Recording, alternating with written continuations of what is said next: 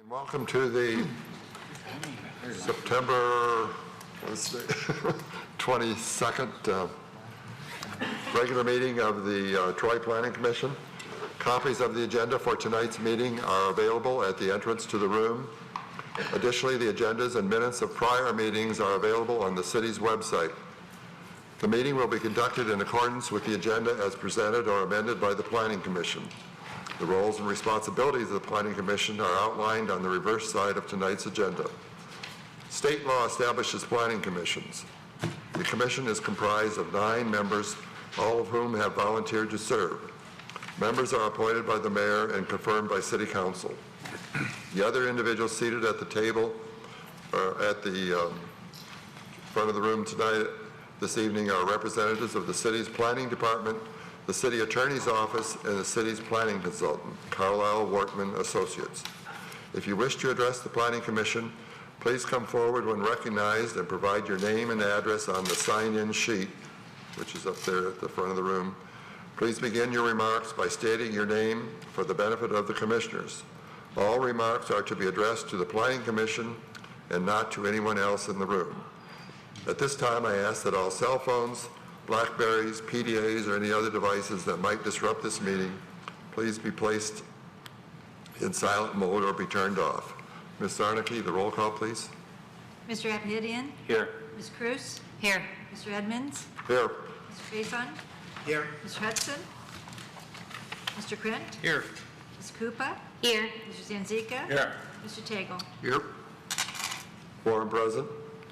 The next item, number 2, is the approval of the agenda. Could I have a motion to approve? Mr. Chairman, I believe you would like a zoning board of appeals report. It's not on the agenda. Oh, it's not on the agenda. Is that okay? Is that appropriate? Can we put it in, or? Do you want to do that at the end? Wherever, Planning Commission comments? Yeah, we can do that. wherever you'd like. That's fine. Wherever it's appropriate. Usually they do in the beginning, but Yeah. wherever is appropriate. That'll be fine. We'll just do it in the planning. You said they, it's actually me. It's my mistake. I apologize. So we'll do that. We'll do it under Planning Commission comment, and we don't have to revise the agenda. There you go. That's Right, fine. okay. Next is the minutes of the August 25th, 2015 Planning Commission meeting. Is there a motion to approve the minutes or amend? I so moved to approve the amendments. Mr. Sanzika, and a support, Ms. Cruz? Mr. Edmonds? Yes. Mr. Faison? Yes. Mr. Krent?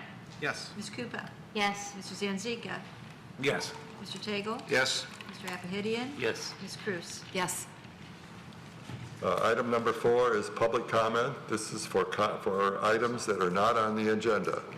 If you have an item that is not on the agenda, this is the time you may want to speak about it. Seeing no one, we'll move on to the first item of the planned unit development, agenda item number 5, PUD number 14, proposed Stonecrest planned unit development, east side of Livernois between Big Beaver and Waddles, section 22, currently zoned R1E, one family residential district. Is that Mr. Kyle will do a brief presentation. Thank you. Good evening to the Planning Commission and the public. I provide the Planning Commission with a rather lengthy report. I don't intend to go over that in tremendous detail, but I do want to note this is a public hearing and the first time that the public may have seen the proposal. So I will try to go into a little bit of more depth than the Planning Commission might need at this point for this project. So tonight, the Planning Commission is asked to consider a planned unit development for the construction of a new city park and a senior assisted living facility. The site is located on the east side of Livernois, north of Big Beaver. The city park portion of the development will include an 80-space parking lot and the development of a dog park / trailhead. The other portion of the PUD includes a 70,000 square foot senior assisted living facility. That complex will include 42 memory unit beds and 55 assisted living care units. It's worth knowing that the senior living site is encumbered with regulated wetlands, a floodplain, as well as tree stands. As part of the application, the applicant plans on preserving the wetlands as well as a significant number of trees as part of the approved development. In part because of the site limitations due to the wetlands in the floodplain, the applicant is proposing to develop a unique partnership with the city.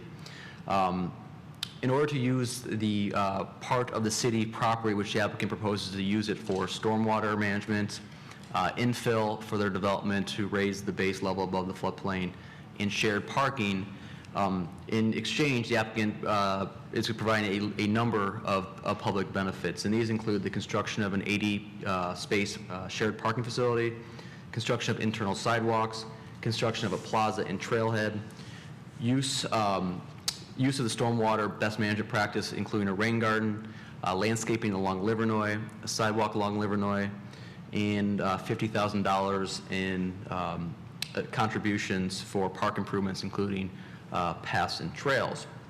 It is the intent that these improvements to the city property will be done in conjunction with the construction of the senior living facility. Just for a little background on the Planning Commission, there are 3 steps in the approval of a planned unit development. The first step is a concept plan and development agreement.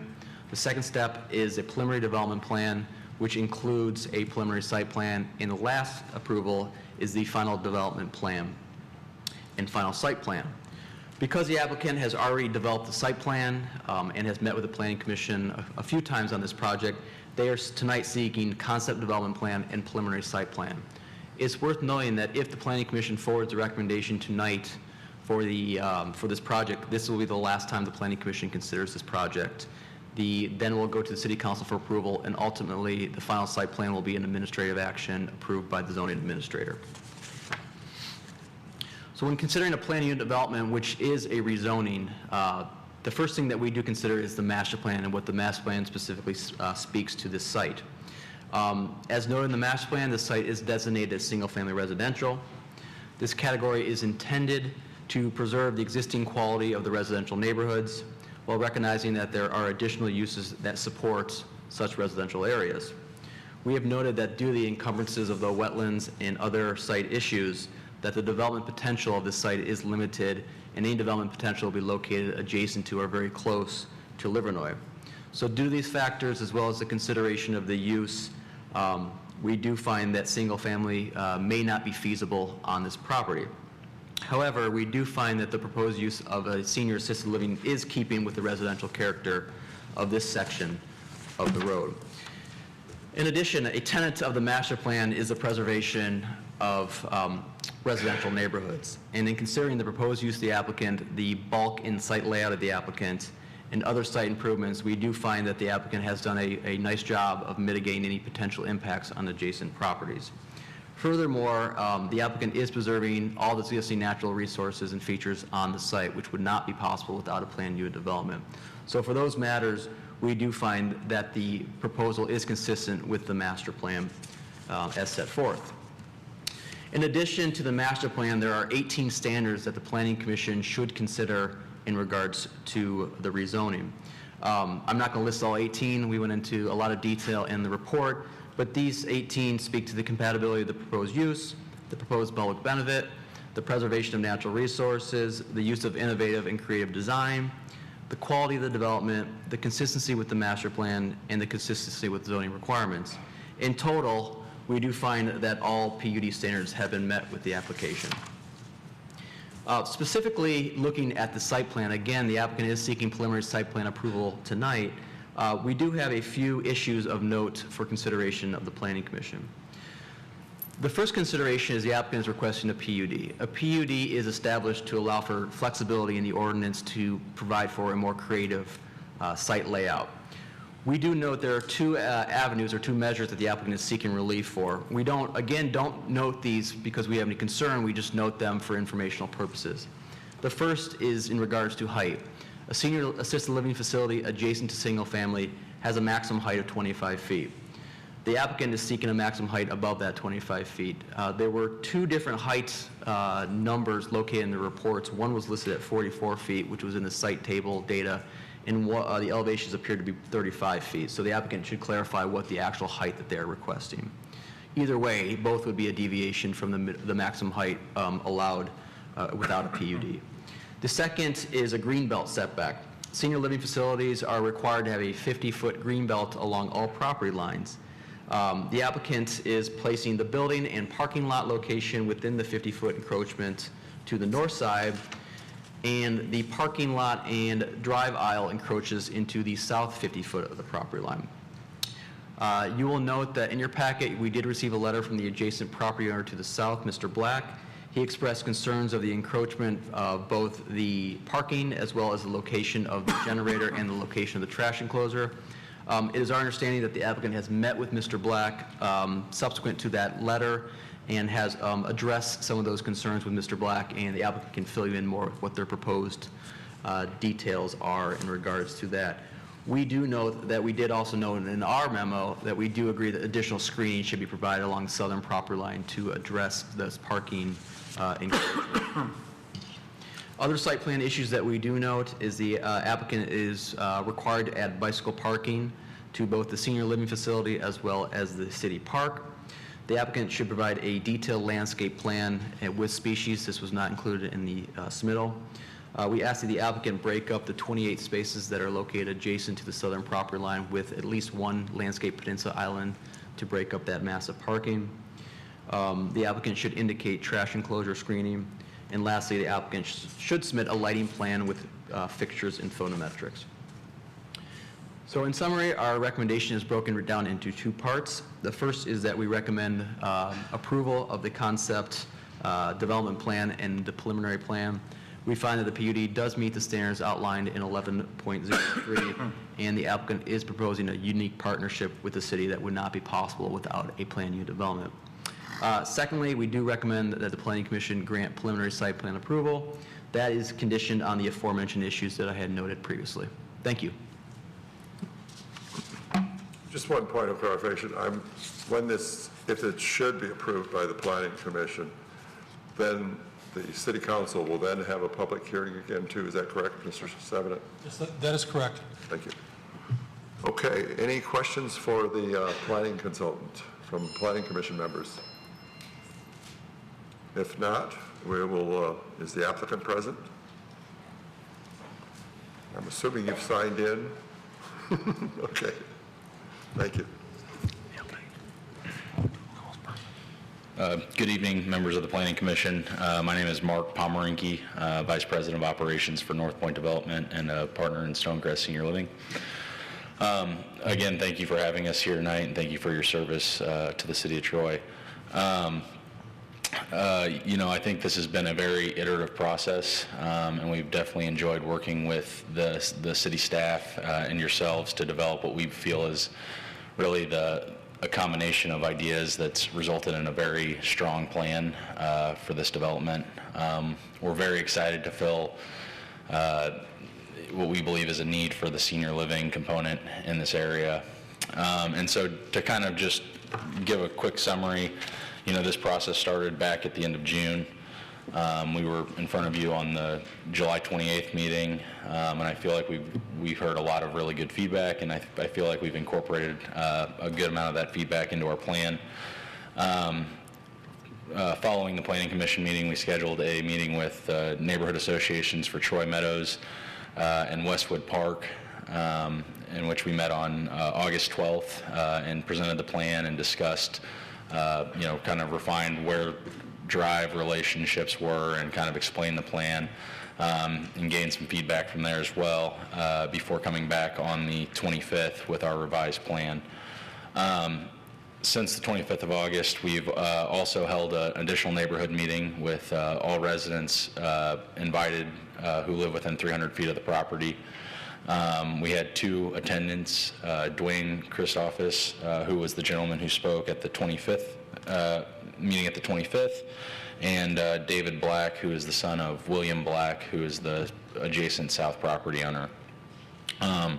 Since meeting with Dwayne and David, and then again, we met today with Deborah Black, William Black, who's the property owner, and David again today to work out the plan.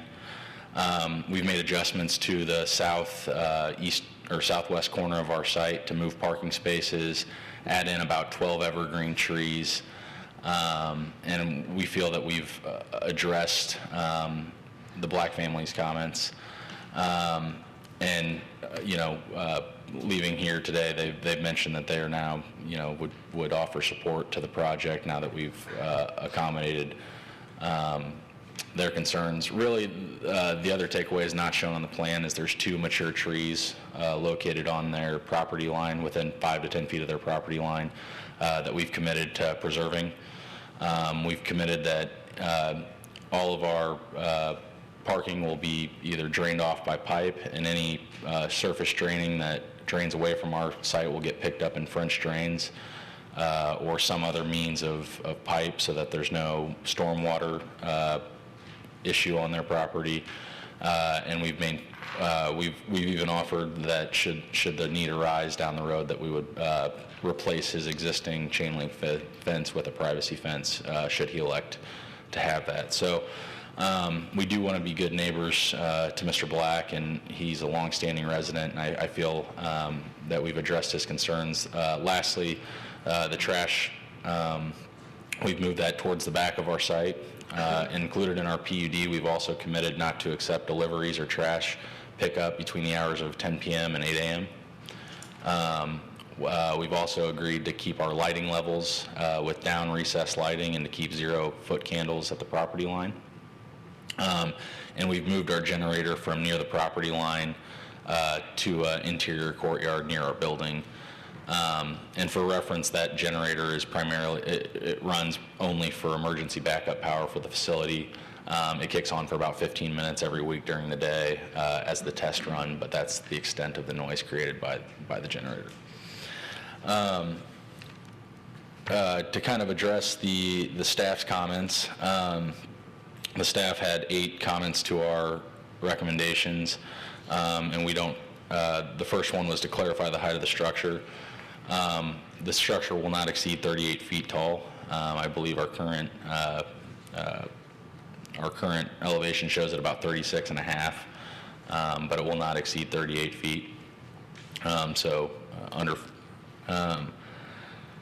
Relating items to the conservation easement, we are in agreement that we're prepared to place the undisturbed areas in a conservation easement. We're agreeable to adding bike parking. We will submit as we get into final site review, we'll submit detailed landscaping plans with species and sizes. That will include additional screening for the southern property. And we'll agree to break up the 28 spaces on the south property line as we get into final site plan. And then lastly, the trash enclosure, we will have a masonry stone enclosure around the trash enclosure, so that that will rise above. It'll be a 6-foot or 8-foot tall enclosure to block whatever dumpsters or compactors may be back there, with a solid face fence gate on the front. Again, we will submit a lighting plan that will reflect a 0-foot candle at the property line and down recessed LED lighting. So with that, I will end my comments and be available for any questions. Thank you. Does the Planning Commission have any further concerns or comments for the petitioner? Mr. Sabato? Yeah, Mark, could you clarify one more time the minor changes that you agreed to make to the site plan? Sure. With the Blacks? Sure. So if you look at the southwest corner, basically we had, you can see the Blacks' house on the property to the south. We had parking stalls about an additional 4 or 5 parking stalls that went over to the west that would have potentially put light into his house. So kind of going out there and looking at the plans, and it's kind of one of those things is you stare at it and you go out there and actually look at it, you say, yeah, that's common sense, we'll definitely move those. So we scooted those parking stalls down. So now I believe the closest, and then we basically, instead of those parking spaces, we added in about 12 evergreen trees. So it's a very densely kind of staggered formation of evergreens that'll go in. And then there's, again, 2 large trees that'll remain intact as a result of those changes. And where is the trash locator now? Trash is in the very back of the site in the south west corner, or southeast corner, sorry, I get those backwards. Is it a courtyard in the building, or? No, it's kind of the dark shaded thing at the very bottom right corner. And again, we'll restrict trucks to not be between 10 p.m. and 8 a.m. Any further comments for the petitioner? This is a public hearing, and we will now take comments from the public for anyone who wants to comment on this PUD. Yes, come forward and sign in, please.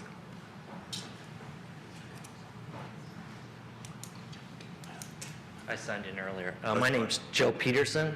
My wife Joyce. We live at 118 Scottsdale in the Troy Meadows sub. We have a number of concerns. I tried to write a letter to you. I think I sent it to Brent a few months ago. We just have a lot of concern that just doesn't fit in with single-family housing. I know you can't put much single-family housing there to the wetlands, but I believe it would probably be the tallest structure along the Livernois Corridor, or pretty close to it, north of 16. It's extremely large. Our traffic coming out Scottsdale now is difficult during rush hour. This is going to add to it. We're having flooding on the creek going through the Troy Meadows sub. I lived there 28 years. First 26, it flooded 3 times. Last 18 months, it's flooded 3 times. This is not going to help the issue. We got such a large structure just downriver of our subdivision. I don't think there's been much publicity for this. You mentioned that the Troy Meadows was invited to a hearing. There's one person, that's me and my wife at that meeting, we found out the day before. There's really no notices sent to the Troy Meadows. The agenda for today came out yesterday. So nobody, I don't believe anybody from our sub is here today, is my guess. So there's been very little public comment from the Troy Meadows sub or the sub behind us or south of us about this project. It's a pretty large project in a residential area. I'm not sure it fits. Read the proposal. They said they want to minimize greenery along Livernois. I assume it's similar to what the church has immediately north of it. I don't feel that's appropriate. If you do have to put it here, I'm probably fighting a losing battle, but at least hide it from the road with as much greenery as possible. Our father-in-law was in the Woodward Hills Rehabilitation Center, I believe, on Woodward and Long Lake.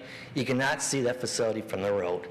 The greenery is that massive, and I think at least you guys should require something like that so we can't see it from the road. When I leave the sub every day, I really don't want to see someplace I'm going to be in 20 years. In an assisted living home, average age is 85. I really don't want to be reminded of it when I leave the sub every morning. That's not good for our home values. It might be good for that site. It's not good for my home value. I live across the street. I'm really not looking forward to a place like this coming in. So I really think the public should have more hearings before you guys vote and try to get involved. I heard there's supposed to be an article in the paper. Haven't seen it. I don't think our sub even knows about what's going on, and this is a big facility. I see the one going up on Adams and Square Lake, I believe it is. It looks like it's a giant hotel, and this kind of looks the same way to us. So I wish at least get some more public on it, public say-so on it, because our sub has not been involved in any of this so far. Did I miss anything? I don't think so. Thank you. Thank you, sir. Mr. Chairman? Yes. I just want to state for the record that Mr. Peterson's letter was received by the planning department. It was included in your packet. And in reference to the other facility at Square Lake, that went through a very extensive public comment period, sir. Yeah, I'm not saying yes. This one. Yeah. And there were people who objected over there, and we certainly, the planning commission listened to them. I don't think this facility is going to be a lot taller than that one. That's a 2-story also, so. I can't believe that. Any other comments or responses for the? Yes, please come in and come up and sign in, please. Yes, I'm Joyce Peterson, and I also reside at 118 Scottsdale in Troy Meadows. And I guess just to add a couple comments to my husband's, it seems to me that when you look in Troy and the adjacent areas to Troy, there are many facilities that already provide these type of services both for your dementia-type patients as well as your assisted living. When I look at things like, I've gone through with both of my parents recently, their decline and they have passed away. So I have some experience in what's involved with some of these nursing assisted living facilities and what's required by the people. When I see things in there that the average turnover is about 2.5 years for a resident there, no medical people coming in other than like a nurse there, it makes me wonder. Like my husband, I do not think that this is a good fit for this area. When I logically hear single-family residential, I think of single-family residential. Not multiple units of an apartment building or an assisted living where you've got a family in each unit. Maybe I'm being too logical. I definitely, as my husband says, if you look at Woodward Hills, there is a definite offset. It is put back on the property, which makes me think this is not a good site with the wetlands because you don't have enough room to have that offset from the road. I don't know how you could hide it enough. But if you're going to put it in, and it sort of sounds like a lot of this has been done already,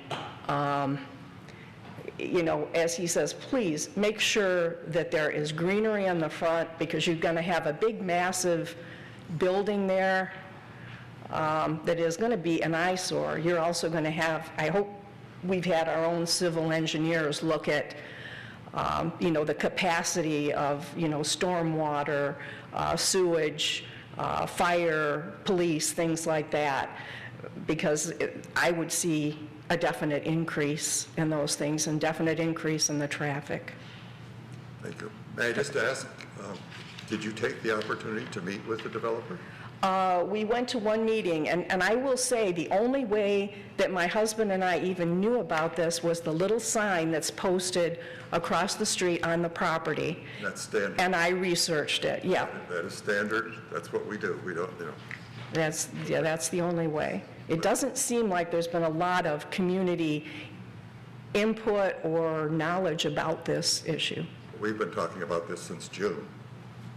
I'm not sure the public really knows that. Well, and I beg to differ. I have seen an article in local newspapers about it, too. So. Okay. Well, thank you. Any other further comments for the...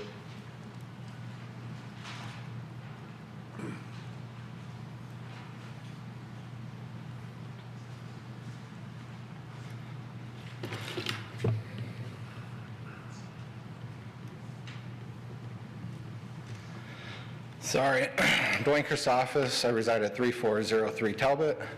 Sorry, I'm out of breath. I was watching the meeting on TV, and this is Mr. Palmer, Mark, sorry, I can't pronounce his last name, mentioned I was at the meeting on the 8th. He did tell me that he was going to make comments publicly regarding putting evergreen screenery around the east end of the property. So he also said he would call me. I never got a call. I watched. He said he spoke with me, but he did not make any comments publicly regarding adding evergreens on the east side. So I was wondering if he had any statements regarding that. We'll give him an opportunity to reply. Okay, thank you. Thank you, sir.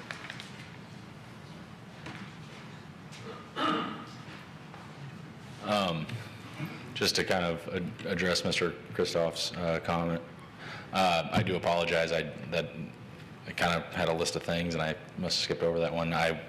We will plan to add evergreen plantings, no less than 5 trees on the southeast corner, as we promised Mr. Christophas in previous meetings, near the turnaround and trash enclosures, as to screen any potential light or views from our project.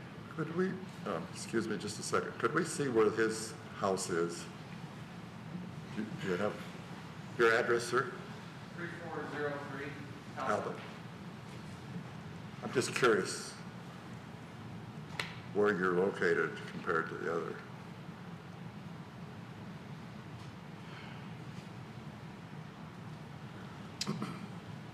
(3403). Can you see it up there? It is right there. Okay.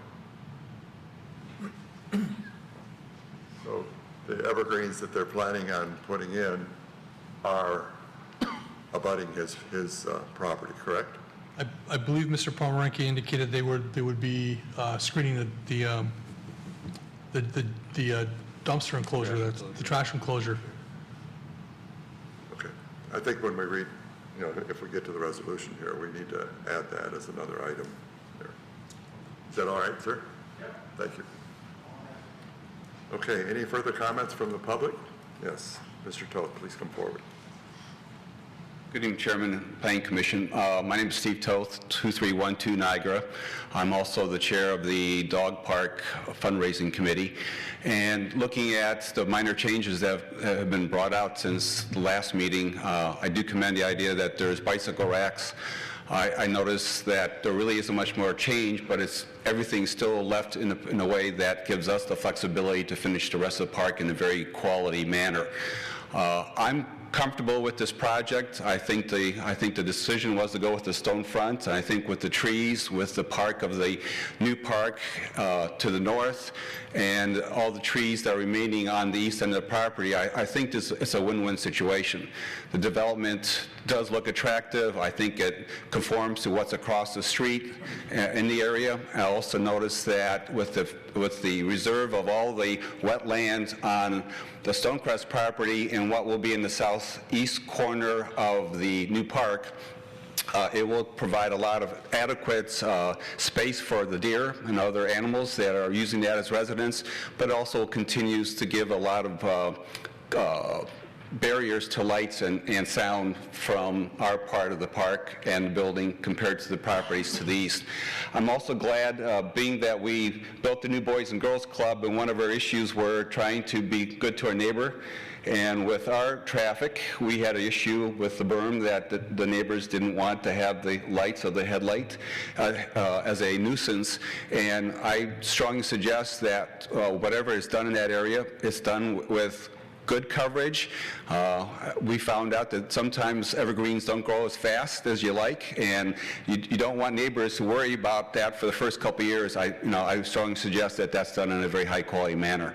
But overall, I'm very supportive of this. I think this brings more employment. It also helps their hotels in terms of out-of-town guests visiting. It helps our restaurants. It helps our community in terms of, I think, a high-quality setting. So on both projects, I'd like to lend my support, and thank you for your time.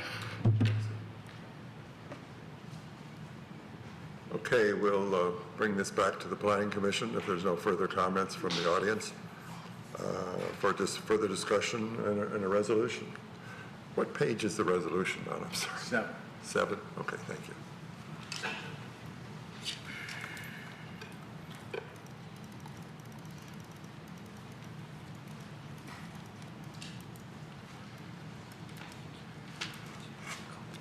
Mr. Chair, Yes, Mr. Senzika, please. if no one else has any comments, I'd be happy to offer the resolution.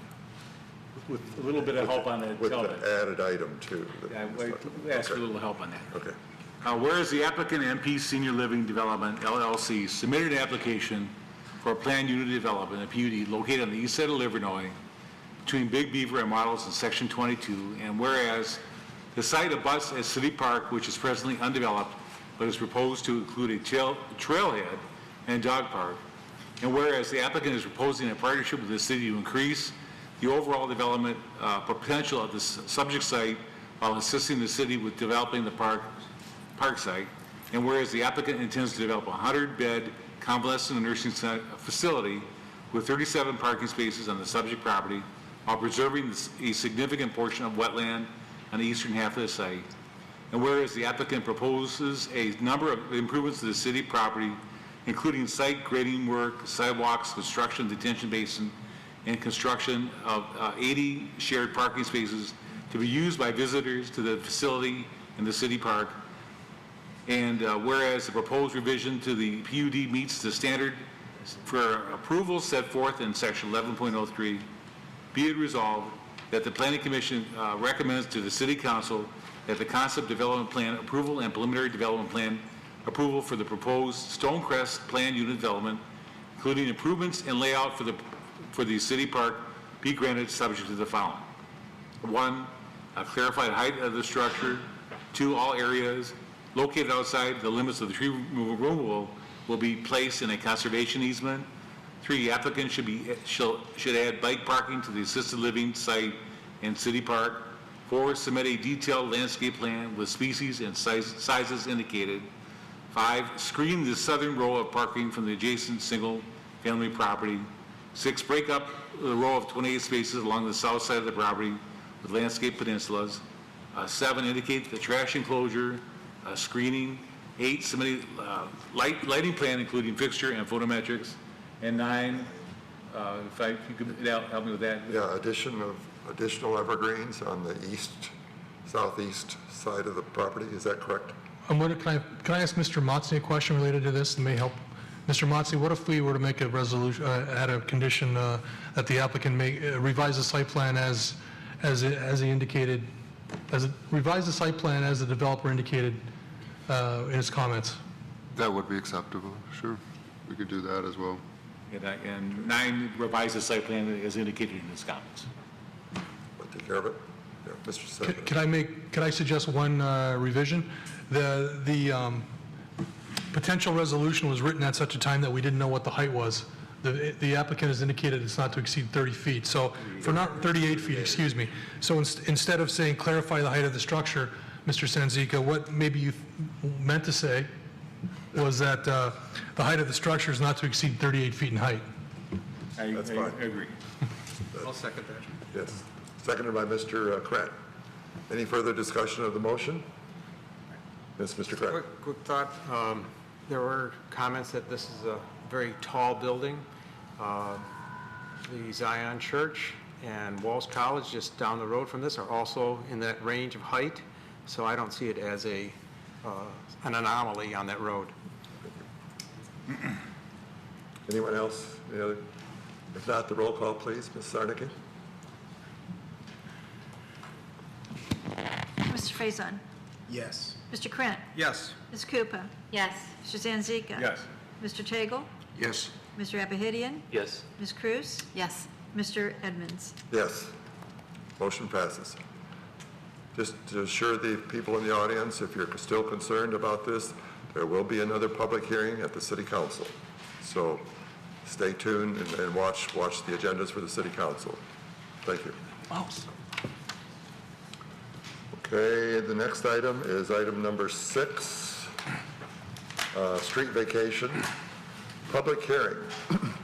Street vacation request SV 190. Alley between Vermont and Birchwood, abutting parcels 88-20-27-353, 001, and 002, 003, 004, 005, 006, 007, 008, and 029 on the west, and parcels 88-20-27, 353-0112, and 021 on the east.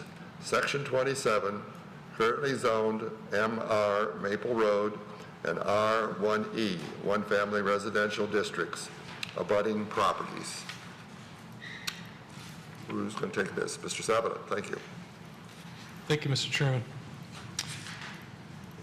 Show of hands, who on the Planning Commission was sitting on this board the last time we considered a street vacation request? I didn't think so. No hand. Let the record show no hands went up in the air.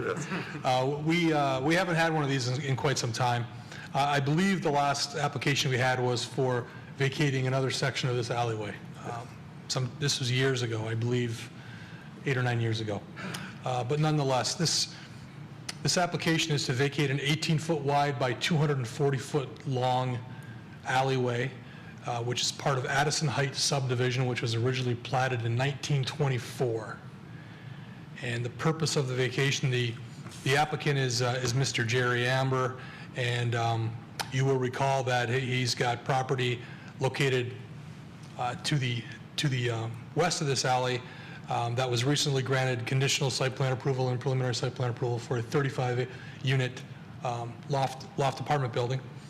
And part of this alleyway was to be utilized for parking for this development. So they've submitted a street vacation application to vacate the alley, and the ownership of the alley, the westerly 9 feet would revert to the applicant, and the easterly 9 feet would revert to the property owners at 36 Vermont and at 36 Birchwood.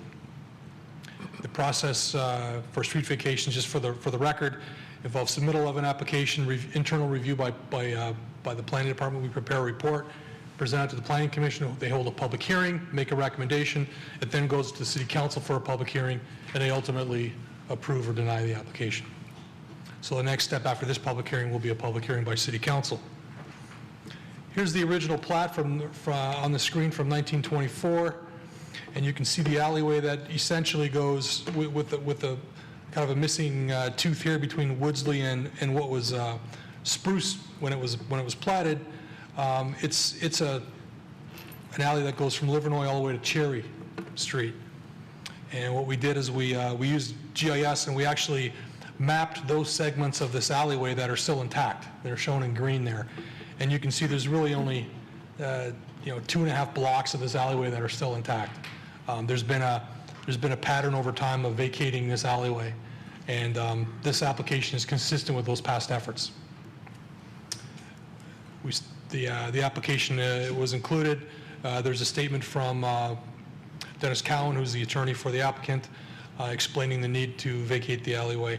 And as I indicated, this did go through internal review, and the only thing that we discovered, the only stipulation on the vacation is that we did discover there's an overhead easement, an easement for overhead utilities that should be retained. But other than that, we support the application to vacate this portion of the alleyway. Thank you. Any questions for Mr. Sabato? If not, is the applicant present?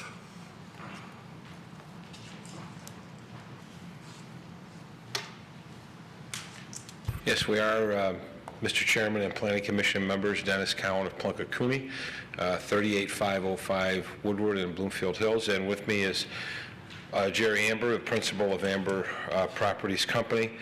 First, we want to thank you for your recommendation to the City Council. They listened to your wisdom and they approved us. So we're very pleased with that, and we have completed the conditional rezoning agreement that's ready for recording and other activities that we've been moving forward on. So very simply, the 9 feet, this is an 18-foot wide alley, and the 9 feet on the westerly side are included in the site plan that you reviewed and that the City Council reviewed. So in order to acquire that property, we need to have the alley vacation in order to include it in the westerly 9 feet. I'm going to preempt what I anticipate would be a question, especially from the chairman. We did have discussions with the resident on Birchwood, several discussions. And I don't ever like to put words in anyone's mouth, but our feeling was that they just needed a little time to kind of take this all in, what was happening. So we're going to revisit that issue with them.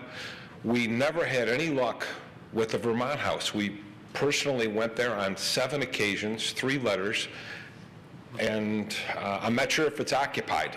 It looks like it is, but so I don't know if the individuals here will be glad to talk to them, but of course we'd have to acquire both pieces. And if they are acquired, they will be a continuing part of the buffer. That is our intention. So I wanted to answer that question. But simply for the reasons stated by Mr. Savinan and in my letter, we would respectfully request your approval of the alley vacation. Okay.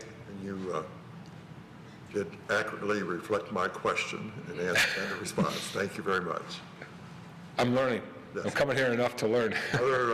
Other questions for the applicant? Okay, thank you very much. This is a public hearing. Is there anyone else in the audience who wants to speak on this item? If not, we'll bring it back to the Planning Commission for a further discussion or a resolution.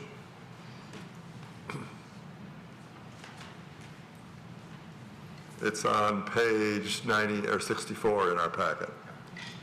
I could move the resolution. Thank you, Mr. Grant. Okay. I think it's 55. Resolved that the Planning Commission hereby recommends to the City Council that the street vacation request as submitted for an alley location east of Livernois between Vermont and Birchwood, approximately 18 feet wide by 240 feet in length, abutting lots 65 through 54 and lots 454 and 455 of adjacent Addison Height, Section 27 be approved subject to the following. 1, an easement shall be maintained for overhead utilities. Is there a second? Mr. Tagle? Okay. The roll call, Ms. Sardicky? Mr. Krant? Yes. Ms. Koopa? Yes. Mr. Zanzika? Yes. Mr. Tagle? Yes. Mr. Apahidian? Yes. Ms. Cruz? Yes. Mr. Edmonds? Yes. Mr. Faison? Yes. Motion passes. Thank you, gentlemen. Item number 7 is a site condominium development review. Preliminary site plan review, proposed Cascavilla site condominium, 4 units, north side of Andrew Drive between Crooks and Granger, Section 4, currently zoned R1B, one family residential district. This is Mr. Carlisle, thank you. Thank you, Mr. Chairman. The applicant for the proposal is seeking approval of a 4-unit site condominium project. The site in total is 2 parcels, which total approximately 2.2 acres in area. The site is located along Andrew Drive, which is east of Crooks, and runs parallel and just south of South Boulevard. All the lots, the 4 lots, will have access via a new private road, which will come off Andrew Drive. Private roads do have to be approved by the City Council. There will be a proposed T turnaround at the terminus of the northern section of the private road. That T turnaround has been reviewed by the fire department, and they do approve of that for their apparatus. All the lots proposed do meet the R1B requirements in regards to bulk and area. And the applicant, as requested, has added a thick tree buffer on the north side of the private road to screen the adjacent properties that are located to the, along the east side of the road that are adjacent to those single-family homes. We do note that the site plan indicates a landscape berm along the west side of the development adjacent to single-family. However, the landscape plan does not show that, so we asked the applicant to clarify if they're going to put in a landscape berm in that location or not. The applicant has proposed a sidewalk along the private road. The engineering department has reviewed the sidewalk and does note that it will have to be moved back approximately 10 feet from the back of the curb. This can be something that can be accomplished between preliminary and final submittal. So lastly, we do recommend Planning Commission approval of the preliminary site condominium with the 2 conditions that the applicant clarify or provide that landscape berm along the western property line, as well as clarify the sidewalk location with engineering as part of the final site plan submittal. Thank you. Any questions for the planning consultant? Hearing none, is the applicant here?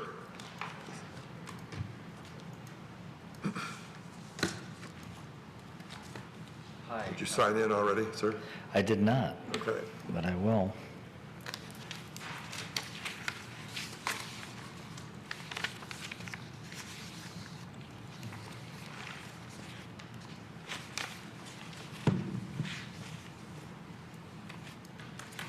Anthony Randazzo, thank you for the opportunity to be here.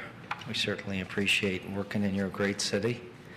And I guess Mr. Carlisle did a nice job in pointing out the couple issues that you wanted to discuss, which were the berm in the back. My assumption is we're trying to create a buffer between the neighbors. Does that sound right, Ben? So maybe I think the thought process behind it, would landscaping be more appropriate? Trees like evergreens?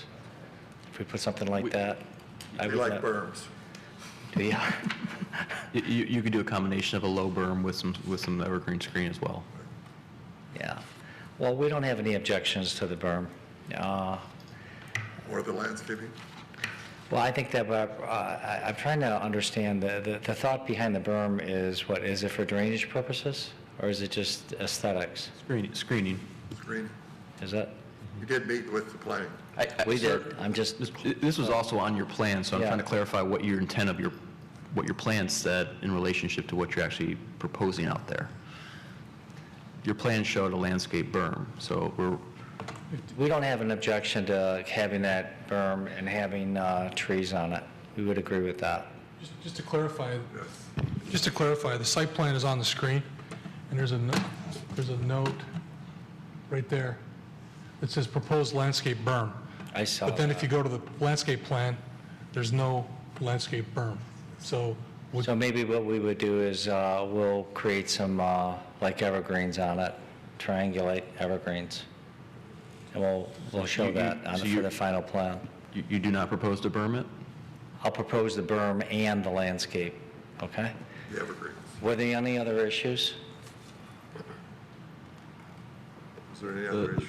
The sidewalk location has to be 10 foot off the curb line. That's something that you can work out with engineering Okay, or our can final do site that. plan. For the record, we've been acquiring land in the city, and we've been building here for 30 years. And you're welcome. It's our pleasure, and I mean that. You guys do a great job, and I think that, I listen to a lot of the residents, but from my perspective, doing this professionally, I think you're doing a very, very nice job and enhancing the city with the things that you're doing. I think they're very importantly needed, and if you don't do it, your values aren't going to appreciate. And what you're doing is for your residents. So from my perspective, good job. So you're an architect, is that correct? I'm a builder, and I'm the architect. Who do we use? We use Alex Bogart, a number of people, but we've been building here for a long, long time. And these drawings were sealed, is that correct? that's correct. Yeah, they're from an engineer. Okay. Any other questions? Any further questions from the Planning Commission? I had a question, Mr. Chairman. Yes, Mr. Zanziga. I noticed that you indicated there'll be 35 trees that will be removed from the site. And I was just curious, I believe it said that the initial plan was to provide 18 trees. And I was just curious, how many, do you have any idea how many additional trees would be on the berm once it's added? I can help you with that. Generally, you plant them 12 to 15 feet apart, so they don't suffocate each other, and it creates a nice berm over time. So How long is that section? it's probably, what is it, 400 feet, Ben? About 300 to 400 feet. Yeah, so you're going to have, 20. yeah, you're going to have plenty. I mean, we like trees, okay? They help enhance house sales. And they're the bald and burlap type? Of course, yeah. How high? Typically, we plant them that, high is relative. We like to use good quality spruce and, 7 to 8 feet, and they grow. They grow a couple feet a year. The key, though, is planting them correctly. So, if you put the proper amount of pea stone on the bottom and you plant them with, double the size of black dirt and you water them, they grow great. I mean, It's just typically the city requires a list, of both. We're happy to provide it. And that includes the type of planting, like the bald and burlap, or. Yeah, of course. And Yeah. then the height. Yeah, we'll do that. Okay. Mr. Karloff. We would require a final landscape plan with the final site plan, which would show the required plantings as part of that. So that would be something that he would have to do as part of the final landscape plan. Okay, thank you. Any further comments from the Planning Commission? Thank you, sir. You're welcome. Is there anyone else in the audience who wants to speak on this? It's not a public hearing, but we do take public comments.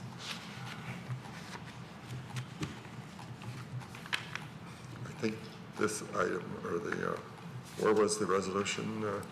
64. 64? Yeah. I think I gave the wrong page last time. Anyone on the Planning Commission who wants to read the resolution or discuss this item further? Ms. Cooper.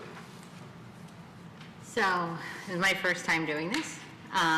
Resolved that preliminary site condominium approval pursuant to Article 8 and Section 10.02 of the zoning ordinance as requested for Casca Villa site condominium, 4 units, lots, north side of Andrew Drive between Crooks and Granger, Section 4, currently zoned R1B, one family residential district, be granted, subject to the following.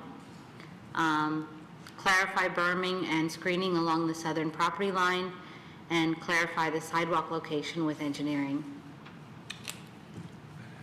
Before we get a second, do we need this one amended too? Can you suggest some language, please? You want to take a stab at it? It's mostly item number 1. Yeah, item number 1 needs to simply state that the applicant is required to plant a berm and evergreen trees at space of 12 feet as shown on the site plan. So that's fine. That's fine. Is there a second? Mr. Before I make a second, I have a point of clarification from the staff.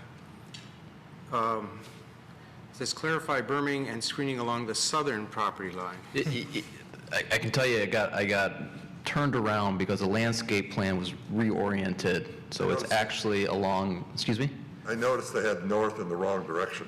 Yeah, so it's actually along the western property line. So I apologize for any of the confusion on that. So the amended is to provide berming and evergreens every 12 feet to screen along the western property line? Western property line, correct. I'll second. As shown on the site plan. As shown on the site plan. I'll second. Nice. Second by Mr. Kratz. Any further discussion? The roll call, please. Mr. Krant. Yes. Ms. Cooper. Yes. Mr. Stanzika. Yes. Mr. Tagle. Yes. Mr. Apahidian. Yes. Ms. Cruz. Yes. Mr. Edmonds. Yes. Mr. Faison. Yes. Motion carries. Welcome. Thank you. Okay, item number 8 is the master plan update of the Boomers and Shakers Forum. They were included in our packets. Anyone want to introduce this topic? You go ahead. Go ahead, go for You sure? There was a Boomers and Shakers Forum held on August 17th, 2015. The purpose of the forum was to meet with Troy seniors, Troy baby boomers, Troy empty nesters, identify issues related to planning, updating the master plan, and coming up with strategies to ensure that the master plan adequately addresses issues related to these residents moving forward. It was attended by about 80 people. Myself, Ben Carlisle were there. Mr. Edmonds was there representing the Planning Commission. And you can summarize the rest. Thank you. Since You did the never easy mind. part. Yeah. Well, first off, I think Mr. Edmonds can speak this as well. It was very well attended. There were over 80 people were in attendance, and as a result, we received over 240 comments or suggestions. We had them address really 6 topics: housing, transportation, placemaking, walkability, safety and security, and health services, recreation, and cultural activities. There were really 2 major takeaways that we got, and really the focus of the discussion was really on these 2 items. The first is an identified underserved housing market. It's something that we thought we knew, We just didn't have any evidence to necessarily, in terms of we as planning staff thought we knew, we just didn't really have any hard evidence to back that up. And it's not so much the senior living and assisted living you heard approved tonight. It's that what we call the missing middle housing options. It's the options where you want to downsize from your 4,000 square foot home, but you're not ready to live necessarily in assisted living. You want to live into a condominium or a ranch or smaller single family home. Those just options don't exist in Troy. And so many of the people we noted, the first question we asked them is, will you age in Troy? Will you stay in Troy as you age? And a majority of the residents said yes, and the only reason why they said that they might consider leaving Troy is because they can't find a housing option that fits their needs as they age. So that was clearly an identified concern. And specifically, they did also note that those that they found that meet their needs are outright or more expensive than what they can afford, especially on a fixed income. So there's an issue of both the amounts, but also the pricing, and I think that those obviously will change if there's more of supply being offered. So that's something that we really want to hit home and discuss in the master plan. And the second major takeaway was a need for improved transportation options. Many of the seniors know that they can meet all their daily needs now, but to do so they have to use their car. And they said they're fortunate enough right now to have a car, but they're not sure what's going to happen when they lose the ability to drive. They're happy with the, is it Medigo service, but they know that that's limited really to serving more of their health concerns. And so they need assistance just getting everyday needs, going to the grocery store, meeting friends, et cetera. And the hours and the scope of services are limited. So that's another thing that they had really asked that we consider is how can we increase transportation options, both motorized transportation options, but also mix of uses and linking kind of destinations with each other to improve that as we move along too. So really those were the two major takeaways we took from the discussion. It was a very lively discussion. The discussion itself was almost an hour and a half to 2 hours, and I would say 75% of it was really focused on the housing needs.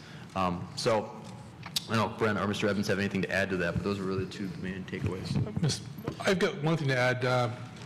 Dick Carlisle made a presentation at the beginning of the meeting, and he talked about the concept of aging in place. And he talked about the importance of creating a place that people want to stay. But a concept that I think is pretty strong here, and it was obvious to me attending the meeting, was that people who live in Troy today want to continue to live in Troy as they age. And if that means downsizing and living in a small condo or a small apartment, and then eventually assisted living and congregate care, and through the process of aging, they want to do it in Troy. And that's something that I think the PUD project that we talked about earlier, that's one of the reasons that type of thing is important, is because people want to continue to live here as they age. Thank you. I thought the summary was very, very comprehensive. I did read all the comments, and mine were included. Any other comments from the Planning Commission or any concerns? Okay. Tell us, Mr. Savina, what the next steps are for the master plan update then.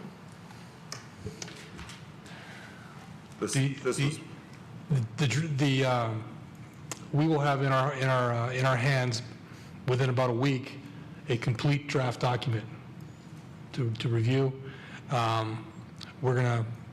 It'll be a high priority to internally review that in a timely fashion, so that we can make any necessary changes and get it to the Planning Commission as quickly as we can for your review.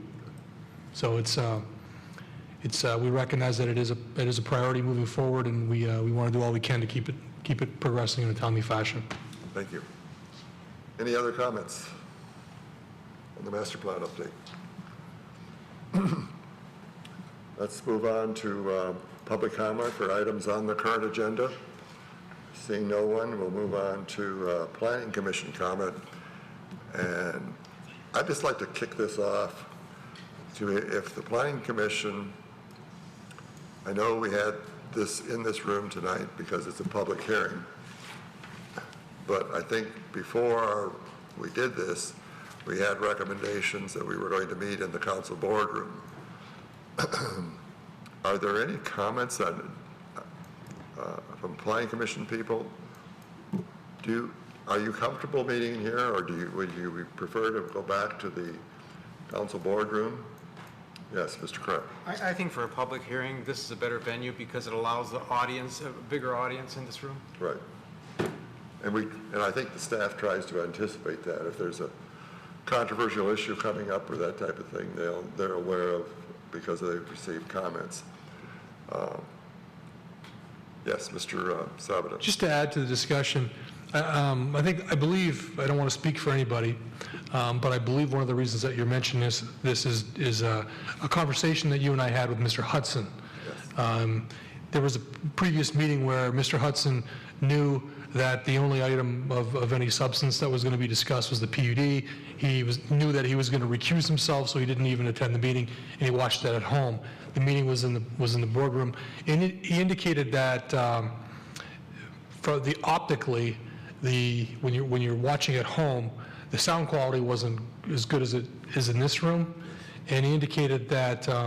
And again, I don't want to put words in his mouth, so I'm kind of trying to summarize what he said, but it lacked something. It wasn't quite as, maybe we didn't appear as a board to be as professional because we're at the dais. We tend to sit taller at the dais. We tend to have, suit and tie or whatever the appropriate attire is, versus when we're in the council boardroom, we tend, and speaking for myself, I'm really good at slouching, and I'm really, really good at slouching when I'm in that room, in that comfortable chair. And so Mr. Hudson's was just kind of noticing that optically there was a difference in the two rooms. And so I guess the reason that we're talking about this is, I think the intent of having the meetings in that room was that people are more relaxed. I think the commission was more relaxed, and it lends to more, a more comfortable exchange of ideas and more relaxed atmosphere. But at the same, that's kind of a double-edged sword. We're more relaxed, but when you're watching on TV, we look like we're more relaxed. And so I guess, what do we want to do as a board? Do we want to continue to have the meetings there, or do we want to think about having them here? Any other thoughts or comments on this issue? Mr. Tagle. I think if we're having an internal discussion, and I don't mean non-public, but I mean amongst the commissioners sitting across the table from one another is certainly a better venue. But that is about the only positive thing I see in that room. Having petitioners come up in that room, it's just an awkward situation. I mean, people, the folks down at the end of the room, they're either right there in their face or they have to turn around, looking at the screen if they're at the other end of the room. So I don't see much positive in that room other than a discussion that we would be having amongst ourselves. We can sit kind of across the table. Thank you. I tend to agree. And I've spoken to Mr. Sabadan about some changes that might be made that might alleviate those situations in the other room. Sound, I don't know. I think, we have an IT department, and I know Cindy Stewart can probably take a look at that. But I agree. When someone who wants to address the Planning Commission in the council boardroom, the inclination is to go to the front of the room, up where the screen is at. And I think if we were to move that microphone up to the front of the room, that would satisfy, that concern. I think people are and they, if they wanted to point out something on the screen or something like that, they have the ability to. It's really awkward on the other end. Yes. If I could just follow up, I mean, even when people are sitting waiting to come up the talk, they're sitting at half of the Planning Commission's back, and I mean, it's an awkward situation to hold any kind of a public venue, in my opinion. It's just not structured. The room was not designed for that, whereas a room like this where you have, everyone has eye contact with the audience, right, is, in my opinion, the way it should be. Right. Okay. Well, we made this decision, what was it, about 2 years ago, to kind of move the meetings to the council boardroom. How about your other commissioners, the newer folks? Yes, Ms. Cruz. I don't have anything different to add. I much prefer being able to look directly across the table at you than having to yell all the way down there when we're having discussion. But yes, this room certainly lends itself in a better way when we have the public in attendance for a hearing. So I think we're quiet probably because we all are just sort of agreeing. One of the things we might consider doing is whenever there's an actual public hearing, we could hold those meetings in here, and for the site plan reviews and that type of thing, we could hold those perhaps in the council boardroom. That puts a big strain on Kathy and administratively about where to put all the name tags, but I think that might work. And I've also spoken to, I'm kind of uncomfortable even where I sit now, that my back is to the audience in the council boardroom. And I've asked him to move me down to the end of the table, near where the current microphone is. But I know people who sit up there at the head of the table in the council boardroom, they always, when presentations are going on, they always have to swivel around like this, or swivel around on both sides. That's a large conference room table, so I think it can certainly accommodate the 9 people and the staff people that are there. But that's my thought. We might want to try that the next time when we're in the council boardroom by putting the microphone up to the front. And you were going to take a look at that to see if that's possible to do that. So if I heard what you said, Mr. Chairman, if it's more of a pure type of a study environment, then we'll go in there. But if there's either a public hearing scheduled or we anticipate a lot of dialogue with the public, then we can have it in here. Fair? Yeah, I think so. And I think that barrier that's between, you guys have the, what do you call it, the barricade between where the planning commission, our backs are to the audience. I think that could come down for those kind of meetings. We don't want to, have the perception that we're not listening to them, that type of thing. I mean, like the bank thing? Yeah, right. It's okay. It's only on this side of the room, so I think that should not be there when we have a study item. Anything else? Yes, Mr. Appahidian. Personally, I like the other room for informal dialogue. I think it's easier to communicate when somebody's 4 feet away from you across the table. But then, like Mr. Savedant said, I think for public meetings where it's more important to actually see the public and to be able to have that formality. This is a better setting. It's kind of like each room has its pluses and minuses, right. And we just have to kind of. Yeah, there's trade-offs. And by the way, I just remembered another comment from Mr. Huston's communique to Mr. Savedant was that the women always looked really professional. The women always looked very professional, as well as, Mr. Motsney and Mr. Carlisle. So I think, taking that in, What is he, chopped liver? you can take away from that what you will, so I Clearly, Mr. Hudson has outstanding taste. yes, he does. I agree. And he admitted, he said, I think I'm going to be wearing a more appropriate dress for each of the meetings, regardless of where they're being held. Okay, I think we've belabored that to death. Now, regular planning commission comments. Let's begin tonight with... DDA. With the DDA report. Or, no, zoning. Zoning, yes, go ahead. I'm sorry, Mr. Sensica. No problem. Excuse me. Yeah, at our meeting on September 15th, there were 3 items of where they requested variances. They were all, one was at 2106 Rochester, 2060 Rochester, and 2040 Rochester. And they were all for the same reason. They were all in the RT zoning. The homes were built to a 25-foot setback from the front property line, and the ordinance did require a 50-foot setback. And in the discussions, it was discovered that I believe that there was a inadvertent omission in the zoning ordinance, whereas prior to a certain date, and I believe, please forgive me, I don't recall the date of 2011. No, but there was a date when, if it was platted before a certain date. Oh, yes. That there would be required a 25-foot setback. I believe it was in the 60s, and and that was inadvertently omitted from the zoning ordinance. So all three variances were approved, and also the zoning board passed a resolution requesting that the planning department and the planning commission review the setbacks on major thoroughfares in the RT zoning classification. It's the board's opinion that the front yard setback should be 25 feet, which it was in the past.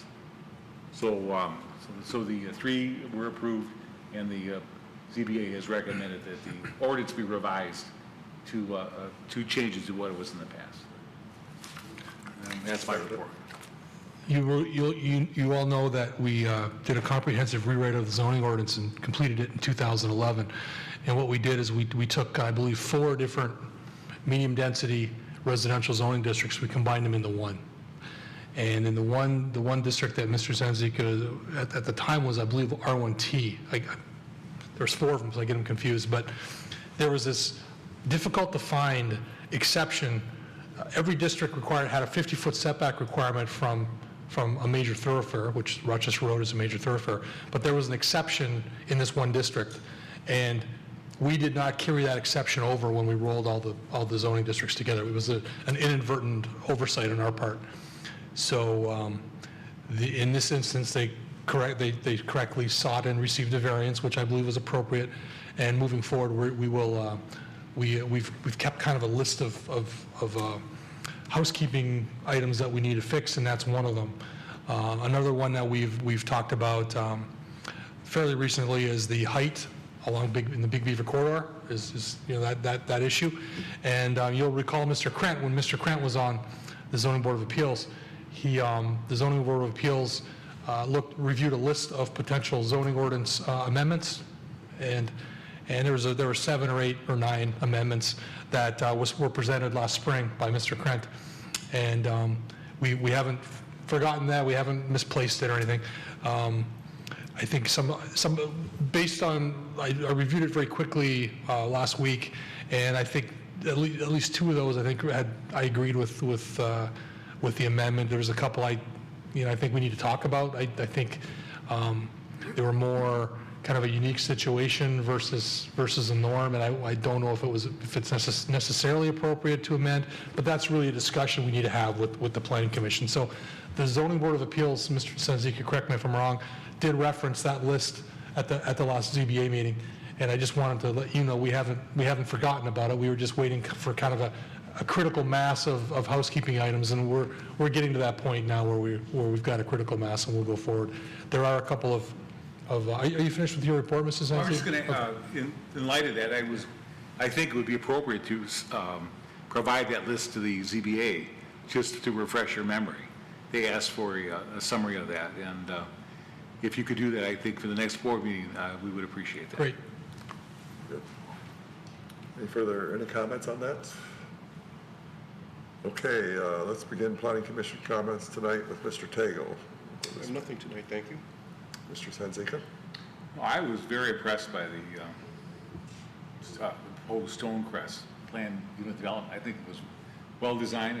I love the public-private partnership with the city and all the issues with the stormwater management and things like that. It was just a very well done plan, and I have to commend the planning staff for your work with them and the developer too. So I just wanted to express my thoughts on that second thing. Mr. Krent? Ms. Cruz? No, I just would like to second Mr. Zanzika's comments. I'm excited to see how this works itself out, and I'm excited for the dog park people. I think they're going to have an outstanding facility to go enjoy with their pets. And so I think we've killed 2 birds with 1 stone here. We have created an exciting new park for our residents and created some much-needed housing in the city. Mr. Abahidi? I just want to also echo the same comment about the Stonecrest development. I think it's an asset to the city, and just seeing how every meeting the developer brought forth, and they showed their flexibility to our requests and the requests of the neighbors, and they were very receptive and they listened to the requests. I think that showed a lot about their professionalism and how they're willing to work with the city and and make it a win-win situation. So I think it's a great asset to the city. Ms. Cooper? I was kind of mixed feeling about that Stonecrest, but I'll tell you, the Boomers and Shakers, there was a very clear comment, and I was looking for it. It says lack of senior living and memory care facilities. So you heard it from the people who need it or who want to see it. So it was good to know that we voted for it and have that same kind of feedback from our community. Mr. Faizan? Nothing from me. Kathy? No, thank you. I agree. I really commend Stonecrest for responding to all the neighborhood comments. And I thought they did a really good job in meeting with everyone who had concerns. And I think it sounds to me, personally, that they have satisfied 99.9% of the concerns. And I think we're all going to be very proud of this facility once it go in. I just pray that I'm not one of their first candidates for the memory care. Although I'm getting there. Mr. Motzley, I read an article in, I think it was Troy Times, about settling the lawsuit with Grand Saqua. Could you give us those? That was in, did you see the article or not? I didn't see the article. Yeah, we have settled on a figure, and I don't have the figure right in front of me, but it's been settled, so the case is over. And related to that question then, if it has been settled, a lot of the folks are wondering when will the smart buses be going through there, because that was a key component of that. That is an issue that's still being worked on. There's an agreement with SMART that's been reviewed by the city attorney, and quite possibly it could be in the next city council agenda. Well, I appreciate the update, and maybe at some point when we, as each of these pieces that are still have to be settled, if you would give us an update, that would be a very Sure, I could do that next meeting if you need. Okay. Mr. Sabata? Yeah, the planning and zoning report that I neglected to put on the agenda, the oil and gas extraction, thank you all for attending the joint meeting. If you recall, Mr. Edmonds made a suggestion that we send the video to the three participants and ask them to respond to the questions. We kind of did one better than that. We looked at the video, wrote down the questions, and emailed the questions to them so they can respond in writing. When we have those, we'll share those with the Planning Commission, as well as provide you with the link of the meeting if you want to watch it again. And then we'll keep moving forward and keep progressing. Woodlands protection. We discussed this not that long ago, and the next step was getting a timely review from the city attorney's office, and they have done that, and we have their comments. There was a very, very supportive, constructive comments, so we've got a very good working document. There's one kind of stumbling block. In and of itself, the document is pretty well ready for a public hearing. However, there's a lot of kind of moving parts involved with this, because there's some other ordinances and some other documents that have to also be updated simultaneously, so that we're not updating one and other documents that are referred to, they need to be updated. So we've got a document that's called the Landscape Design Tree Preservation Standards. That's our tree preservation document that actually doesn't preserve trees at all. We're gonna rescind that. But it is referenced twice in the zoning ordinance. We have to get rid of that reference. We've got subdivision control standards that have to be updated to reflect the changes. And we've got a tree preservation ordinance that regulates property, regulates trees on public property that also has to be updated. Those documents are in really good shape. The drafts are almost done. We have to prepare a memo and then present all of that to the Planning Commission when we do the public hearing, so that we're doing it all concurrently. So just some housekeeping, if you will, that has to be done on our end, but we're getting very close to bringing it back to the Planning Commission and moving forward.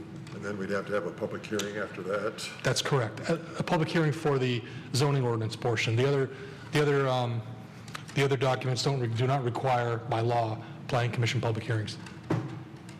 Thank you. Mr. Carlisle? No comment. Okay, if there's no further comments, we are adjourned, folks. Thank you.